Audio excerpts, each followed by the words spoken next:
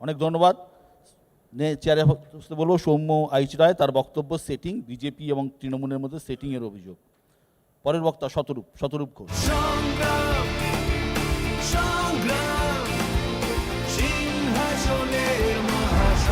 তখন আমরা এখানে মোটামুটিভাবে 4টে রাজনৈতিক দল থেকে প্রতিনিধিত্ব করছি। আমাদের প্রত্যেকেরই একে অপরের বিরুদ্ধে অনেক কথা বলার রয়েছে এবং হয়তো তার মধ্যে সব ক্ষেত্রেই অনেকগুলো কথার একটা যৌক্তিকতাও রয়েছে। আমার পার্টির বিরুদ্ধেও অনেক কথা এমন অনেকে বলতে পারেন, হয়তো সেই সব কথা ফেলে দেওয়ার মতো নয়, কিন্তু এই কথাগুলো আমরা সাধারণভাবে সবসময় বলে থাকি। প্রতিটা কথার 100টা উত্তর হতে পারে, আমিও দিতে পারি, আমার বিরুদ্ধেও দেওয়া যেতে পারে। আমি সেই চর্বিত চর্বণের মধ্যে যাচ্ছি না। যে মানে যে একটা বলতে পারেন একটা ফিলোসফি থেকে এই মোশনটাকে ডাকা হয়েছে যে শেষ পর্যন্ত শেষ বিচারে মানুষকে ভোট দিয়ে চেনা যায়, এর একটা তির্যক মানেও হতে পারে যে মানুষকে আমরা ওই কবির সুমনের গানের মতো ভোট মানুষের মুখে ব্যালট পেপার দেখছেন, নেতা দেখছেন, সেটাও সেভাবেও দেখতে পারি।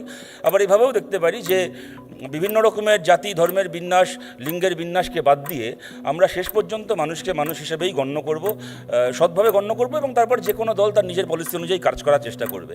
আমি সেই জায়গা থেকে বলছি কতগুলো ক্ষেত্রে দেখুন, আজকে বিশ্বদা এখানে আমাদেরকে ডেকেছেন, বামপন্থীদেরকে বা কংগ্রেসকে।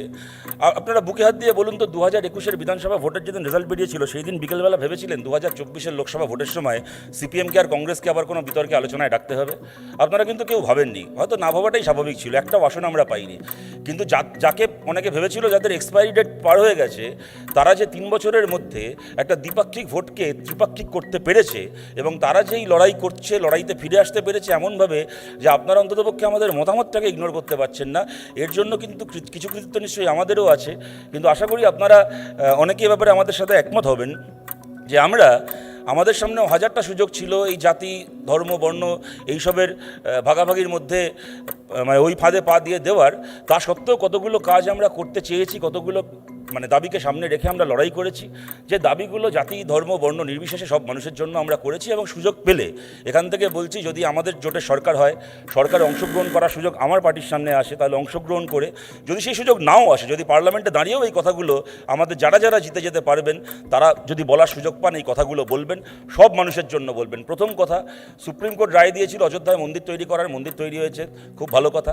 ওই সুপ্রিম কোর্ট তার 3 বছর আগে রায় দিয়েছিল আমাদের দেশে সম কাজে সম বেতন দেওয়ার। আজ অবধি মোদির অ্যাবসলিউট মেজরিটি ছিল, চাইলেই করতে পারতেন, সেই আইনকে করা হয়নি। আমরা বলছি, আমরা জিতে গেলে সম কাজে সম বেতনের আইনের জন্য আমরা লড়ব।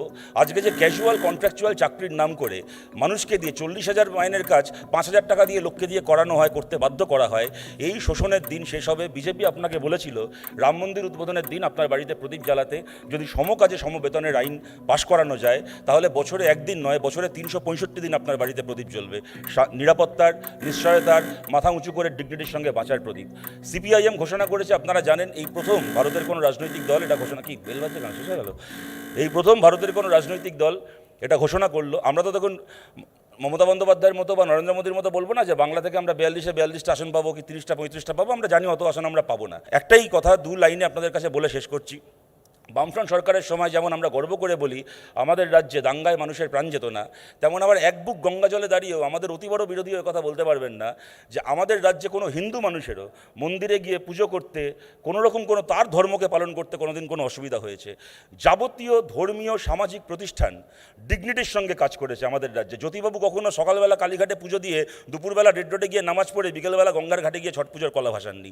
কিন্তু জ্যোতিবাবু বুদ্ধদেব ভট্টাচার্যের সময় রামকৃষ্ণ মিশন, ভারত সেবাশ্রম সংঘ, ইস্কন সহ কোনো ধর্মীয় প্রতিষ্ঠানের দিকে কেউ রাজনৈতিক আঙুল তোলেনি, কেউ চোখ রাঙায়নি। যাবতীয় ধর্মীয় প্রতিষ্ঠান, পাড়ার ক্লাব, খেলার মাঠ থেকে শুরু করে যাবতীয় সামাজিক প্রতিষ্ঠানকে সম্পূর্ণ রকমের রাজনৈতিক দখলমুক্ত করার জন্য আমরা লড়াই করব, আমরা চেষ্টা করব। খালি তৃণমূল বলে নয়, বিজেপি, সিপিএম, কংগ্রেস, কেউ কোনো রাজনৈতিক দলের কোনো মাতব্বরি, কোনো পাড়ার ক্লাব, খেলার মাঠ বা ধর্ম প্রতিষ্ঠানের ওপর যেন না হয়, তার জন্য আমরা চেষ্টা করব, লড়াই করব।